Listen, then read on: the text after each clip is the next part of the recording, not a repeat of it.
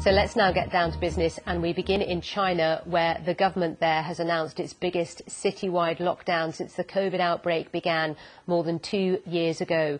The critical financial hub of Shanghai will be locked down in 2 stages over 9 days, while authorities carry out COVID-19 testing.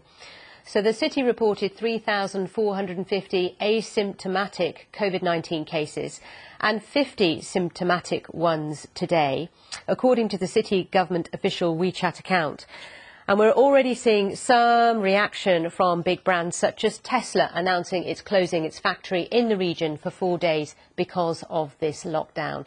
And when the announcement was made, we saw immediate reaction on markets in Asia. We saw heavy losses in mainland China and Hong Kong. But in the last hour or so, we have seen some recovery, certainly for Hong Kong. You can see the Hang Seng up by 1.3%, Japan down a touch, but also the price of oil falling significantly as China is one of the world's biggest importers of oil. Well, let's now go live to our Asia business correspondent, Mariko Oi, for her take on this. Mariko, to begin with, talk us through the impact this lockdown may have.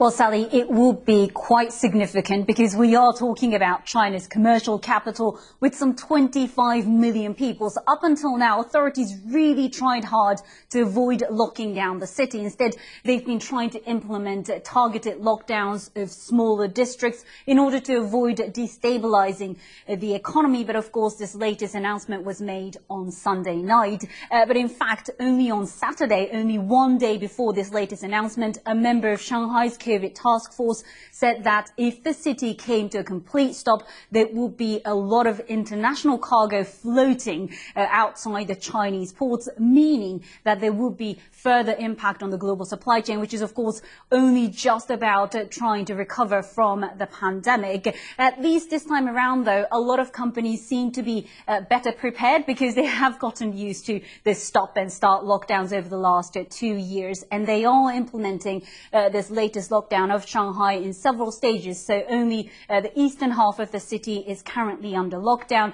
so the other half of the city remains functioning. And Mariko, for how long can China stick to a zero COVID policy, given the economic cost? Indeed, if you remember, only about a week and a half ago, President Xi Jinping of China said that the country should minimize disruption to the economy to pay the lowest price while pursuing zero COVID. And we have seen some easing of the rules. For example, Hong Kong, which has been really struggling to contain the latest outbreak, they are lifting flight bans from some 9 countries this Friday and reducing hotel quarantine for returning residents as well. But for much of China, they are very much sticking to this zero or almost zero COVID policy. And I've been speaking to a number of foreign businesses through the British Chamber of Commerce, the American Chamber of Commerce in China, and some of them are starting to voice their frustrations that this really feels like regression, and that some of their members, albeit minority, are now starting to look to move away from China to the other markets. Mariko, thank you so much. Good to get the very latest on that. Now, let's talk about what's going on in the US, because the